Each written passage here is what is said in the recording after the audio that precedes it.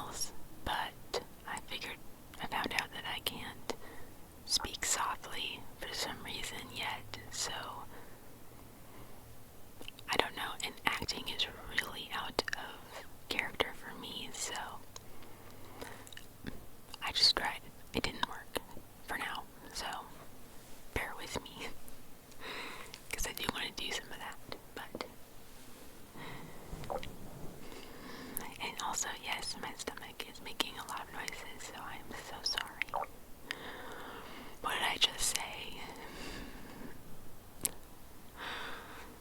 So anyway, you guys voted for level fun for me to do next, which makes me super excited because I love that level so much.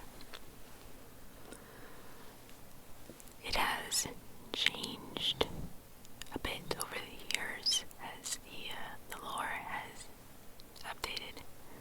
So on the wiki dot, it isn't its own distinct level anymore. It's part of level SS Fun, which is a lot different from the original. So I'm going to be reading off of the fandom wiki today to hopefully get a better grasp of what it was like when I first started paying attention to it. So anyway, I'm going to get started right now. Level fun refers to an anomalous set of distinct connected locations that propagate the sanguine fastidious virus, or festivus, my bad. Level fun is a spacious warehouse containing a vast amount of inflatable bounce houses. The only visible walls are those along the entrance, as the rest of the interior is entirely obscured by the numerous inflatables, some of the largest nearly reaching the metal trusses on the ceilings. Upon entering the level, if one even briefly breaks line of sight with the entrance, the doors and walls will vanish, with the unending series of inflatables simply continuing on in their place. The constant drone of inflating air and overhead lights can be heard echoing throughout the entirety of level fun, with the frigid air conditioning causing one goosebumps every so often. Extension cords cover the faded retro carpeting in snake-like formations, stretching out in all directions to supply power to each inflatable. Different colors, themes, and designs make up the numerous bounce houses placed side by side across the level. The scratchy, uncomfortable feeling of thin carpet on concrete tends to drive wanderers to enter one, if only to find relief from the floor's insufficient padding. The varying exterior of each inflatable has no bearing on the maze-like interiors that lay within. Their vibrant, welcoming entrances lead to unlit, off-putting corridors that continue into the darkness. The thin, weak rubber slowly deflates around one's legs, gradually sinking them up to waist height. Due to this, it is imperative to move with a sense of urgency, as some reports describe unlucky wanderers getting fully swallowed up by the elastic floor, stretching much farther than it seemingly should, and becoming unrecoverable. The extent of each interior varies to a large degree, ranging from slightly larger than a typical bounce house to impossibly large. Traversing far enough within an inflatable has been reported to lead to a large slide made of the same material. Aside from receiving minor friction burns, sliding down it will lead to the second portion of level fun, known as the Playrooms. Each additional detour through an inflatable seemingly increases the odds of coming across said slide, with an average of around 4 to 5 trips. While further sections of level fun have been documented to contain traces of the sanguine festivus virus, none have been discovered within the first area.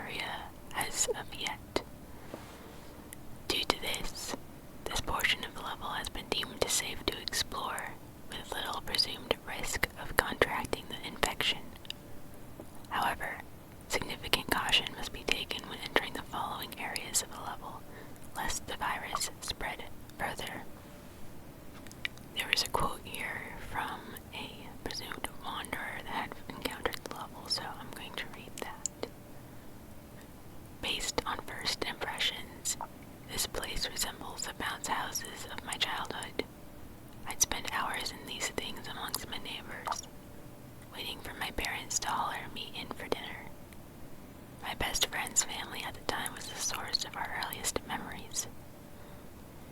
I remember their huge yellow inflatable with blue decorations along the side and purple accents. Wandering this warehouse of infinite vinyl really takes me back to those endless summer days. However, a strange feeling resides within me and only persists with each passing minute. I can't help but wonder why this place seems off-putting. It's not quite right. I can't even blame it on my emotional state or simple paranoia. Wherever I am is clearly not man-made, but rather of a higher state of being than I. Maybe it's the way the air wraps around me, its chilling grasp leaving a cold, uncomfortable blanket to envelop me. Every breath feels like it's growing closer to my last. I know that my body is physically fine, but this place, it's like I've been here before and haven't at the same time. I must be wary of the cords along the way as they stretch for who knows how long in every direction. I don't want to risk tripping, leaving myself vulnerable for anything to take advantage of my own stupidity. I am incredibly inclined to enter the swaying houses just to shake off this unnerving feeling, but something in my gut is telling me not to do so. Just watching the inflatables wade from the constant circulation of air tempts me further, almost as if it were mocking me. The jostling from within the houses, however, seems to be warding me off, as if it were in cahoots with my gut. Even with my tired, aching feet, I know that if I let my guard down and attempt to relive my youth, I won't make it out of this place. I need to get out of here. Something is not right. Although no sightings have been confirmed thus far, there have been several reports of inflatables in the level shifting and bulging as if something were moving around inside them. While most suggest that this is simply a result of the inflating air, others theorize that there may be unseen entities lurking within, or even potential victims succumbing to the weak, sinking floors. Level fun is reportedly entered through a pair of double doors resembling those in an elementary school gymnasium, littered with warm depictions of various animal mascots, such as tigers, parrots, and giraffes. This set of doors has been reported in structures in level 11 resembling working garages, certain indoor areas in level 18, many sections of level 21 and level 25, hallways in level 52, newly formed rooms in level 257, and several areas of level 800. The only known exit from level fun is assessed via a long slide known to infrequently appear within the bounce houses. In all documented cases thus far, this slide has led to the playrooms. The playrooms are a complex, interconnected network of indoor playground structures filled with plastic mats, slides, and ball pits. Similar to the previous section, the area is encompassed by a large warehouse with fluorescent lights hanging overhead. An assortment of various obstacles, such as climbing walls, nets, and foam blocks, fill the interior of the play structures. Mounted ropes hang over seemingly bottomless pits of elastic netting, threatening to swallow up the unfortunate few who fail to make it over. The smell of stale rubber and foam emanates from within the play structures, seeping into skin and clothing, with the garnished colors and harsh lighting making for a less than pleasant experience on the eyes. Plastic balls of every color lay scattered across the playrooms, rolling and knocking into one another when disturbed. Those who have entered the ball pits have claimed that they are much deeper than they appear. Some wanderers have reported resurfacing from the ball pits in a different location than they entered, with some emphasizing their utility as an effective means of transport through the level. A quiet, dreamy melody reverberates throughout the level from no discernible source. Description itself are inconsistent, as there are the experiences had by most who hear it. Reports ranging from calling it a nostalgic, otherworldly tune with relaxing effects, to an irritating cacophony of unpleasant notes, with some even claiming to have heard the song before. Why this specific aspect of the playrooms varies, while other features remain relatively the same between accounts, is currently unknown, but some theorize it may be linked to one's state of mind or personal history. Other reports detail hearing distant sounds of movement, activity, and even laughter in the deeper areas of the playrooms. Spooky. Traces of the sanguine festivus virus have been discovered lingering within the playrooms, primarily clustered around the foam and ball pits. Reports of tiredness, aching, and other early signs of infection are occasionally reported by those wandering the level, with many cases quickly worsening over time.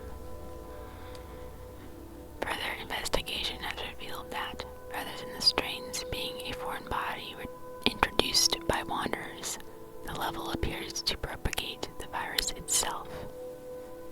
How exactly this process occurs is currently unknown, but it presents a significant hazard to wanderers, especially due to the infection's contagious nature. Efforts to locate and quarantine those who escaped the level have achieved minimal success due to its lack of a consistent exit point, but further options are soon to be explored. While there have been no reports of encounters with other wanderers or entities in the level, a non-living entity has been discovered within the playrooms, that being the sanguine festivus virus. Being the midway point of level fun, they are only accessible from its first portion.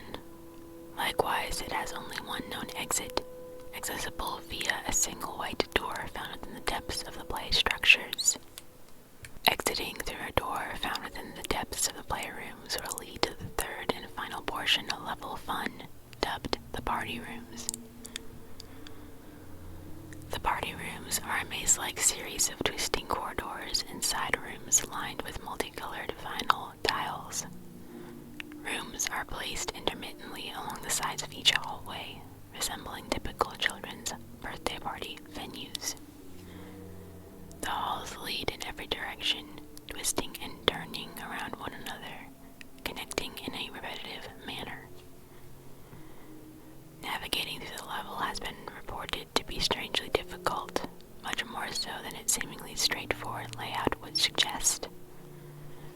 Due to this, it is theorized by some that the party rooms may possess some unknown property that causes confusion and disorientation among wanderers. Piles of confetti, party supplies, and food residue lay scattered across the level's tacky floors. The twisting holes are illuminated by the soft yellow glow of the ceiling lights buzzing above. Within each side room lay tables dressed in colorful cloths and decorative paper plates with napkins and utensils by their side. Rows of plastic chairs lay tucked in the front of each table, as if in preparation for an event soon to come. Small streamers hang from the ceiling, shining from the reflection of their holographic design. Colorful balloons gently sway from the air circulating through each room. Extension cords twist along the floor, connecting various fans and appliances into the walls, often lacking outlets entirely.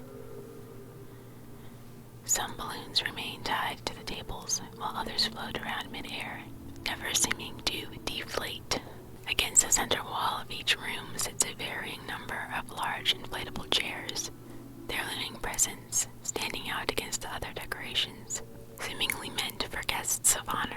Similarly to the playrooms, a strange, distant melody consistently plays from the loudspeakers throughout the party rooms. While descriptions of the music in the former section tend to vary, the music in the party rooms has been consistently described as soft, hazy, and quite pleasant. If one manages to navigate far enough through the level without becoming lost, they may stumble upon a set of double doors at the end of a hallway.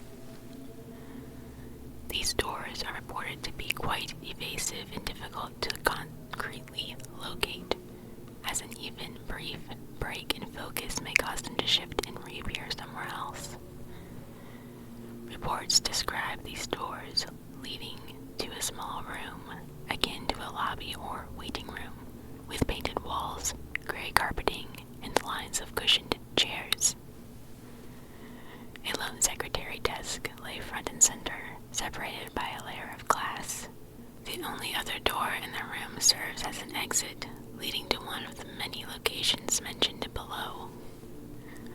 While scant traces have been found within the playrooms, a significant amount of the sanguine festivus virus has been discovered lingering within the party rooms, primarily near the tables in the side rooms. Once one enters a level, quickly locating the exit should be a priority. The unlucky few who do not will slowly succumb to the virus, gradually becoming more irrational and ravenous. When its induced hunger inevitably becomes too much to bear, one will be increasingly inclined to consume anything they can find to stop it, often leading to voluntary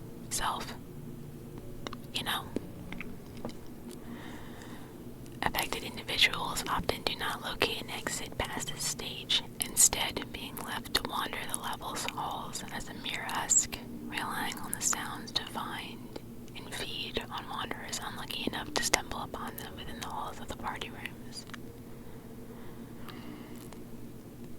Being the third and final area of level fun, the only method of entry into the party rooms is through the playrooms. If one manages to exit the party rooms, they may enter into one of several reported locations. Certain indoor areas in level 18, many sections of level 21 and level 25, hallways in level 52, newly formed rooms in level 257, and several areas of level 800.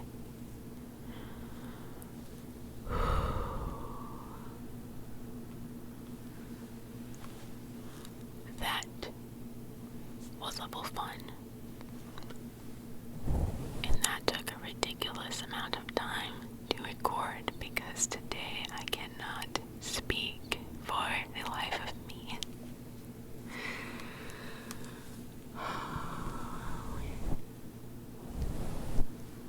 So, I hope you enjoyed that all the same. And some of these I think I'm going to have to re-record later, but I have a good pace, at least. I do have an Instagram account that I've set up to be public, so I'm going to link that in the description below. It's not much right now. I plan to try to upload a little bit more because I want to practice my makeup skills, and I can't do that if I don't practice, so I would appreciate kind of the motivation. So follow me there. So if you haven't already, make sure to subscribe if you like the video and want to obviously see more, because I want to make more, as well as make other types of ASMR content. I just need to work on what I want to do and scripting.